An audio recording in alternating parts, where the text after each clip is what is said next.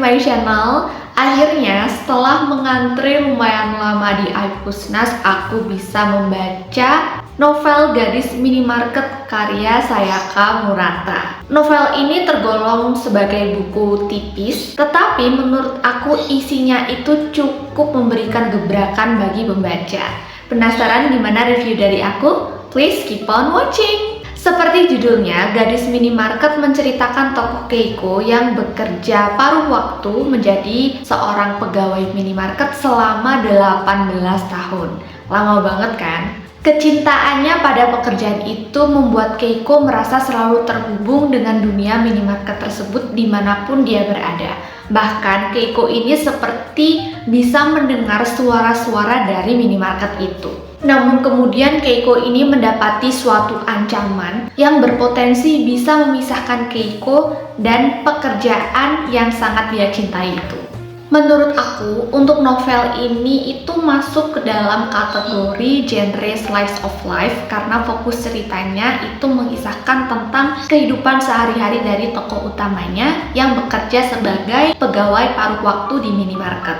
Selain itu, di dalamnya juga tidak ada peningkatan konflik seperti di novel-novel pada umumnya yang makin lama konfliknya itu makin menanjak, kemudian ada klimaks, anti klimaks, penyelesaian. Nah, di novel ini tuh nggak ada.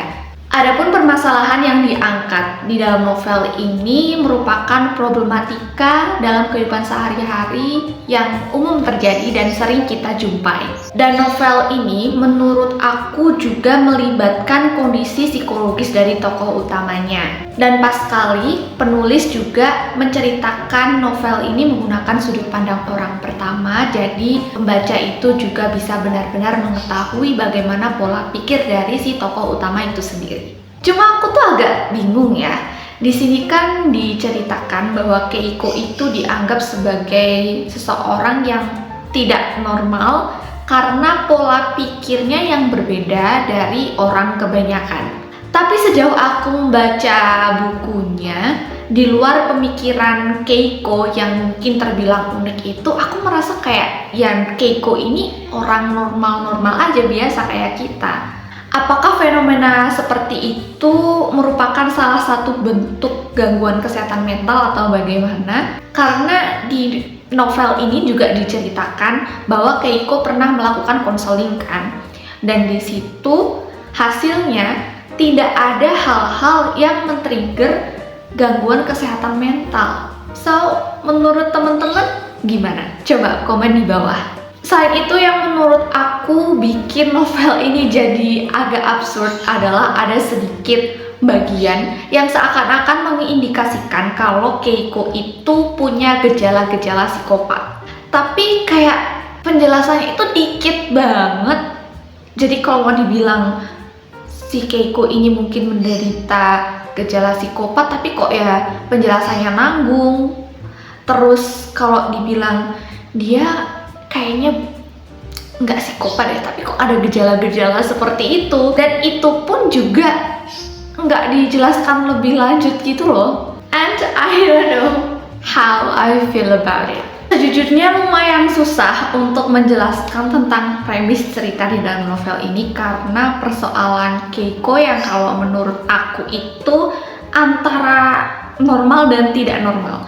Kalau dibilang dia itu normal, tapi aku di sini juga menyadari kalau pola pikir dia itu memang unik, nyeleneh, dan bagaimana dia menalarkan sesuatu itu juga beda dari kebanyakan orang gitu. Tapi kalau dibilang nggak normal, ya Keiko ini normal guys.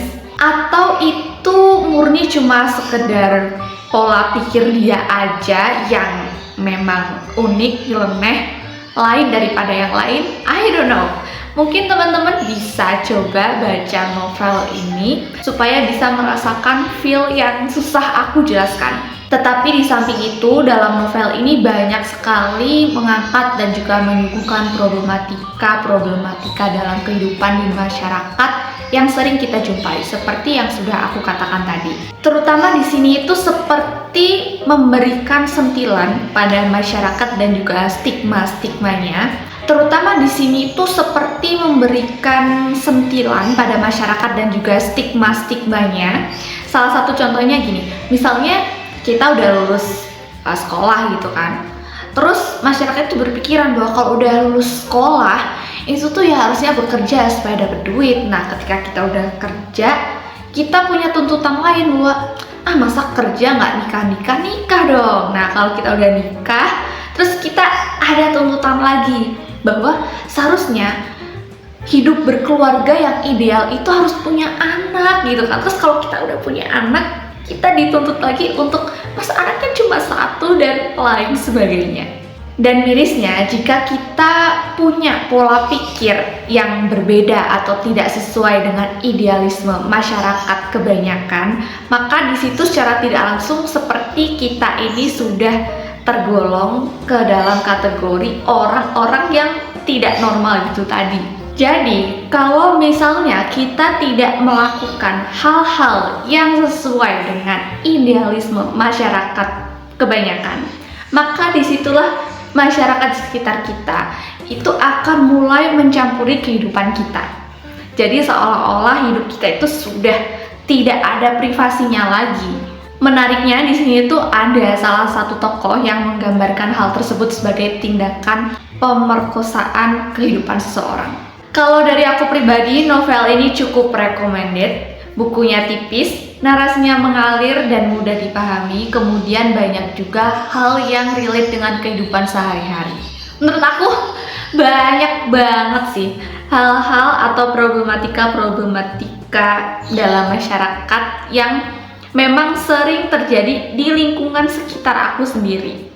Pun penggambaran aktivitas Keiko ketika dia bekerja sebagai pegawai minimarket juga cukup detail, karena ternyata penulis itu juga dulu pernah bekerja paruh waktu di minimarket. So, berdasarkan dari beberapa poin review yang aku sampaikan tadi, aku kasih rate novel ini 4,5 dari 5 bintang. Buat teman-teman yang lagi kejar target bacaan atau pengen baca buku yang gak terlalu berat, terus gak terlalu tebel juga, fast pace, gak banyak konflik drama, wajib banget untuk baca novel ini. Karena meskipun konfliknya itu enggak kompleks, tetapi banyak juga hal-hal maupun pelajaran hidup yang bisa kita ambil dari novel ini. And I think that's all for today's video. Makasih banget buat teman-teman yang sudah nonton video ini sampai akhir. Semoga bermanfaat dan bisa menambah referensi bacaan teman-teman. Kalau teman-teman suka video seperti ini, jangan lupa untuk klik like-nya, subscribe buat yang belum subscribe, nyalain lonceng notifikasinya supaya teman-teman gak ketinggalan video baru dari aku. Kalau teman-teman punya request juga, feel free untuk komen aja di kolom komen bawah. And I'll see you guys on my next video. Annyeong!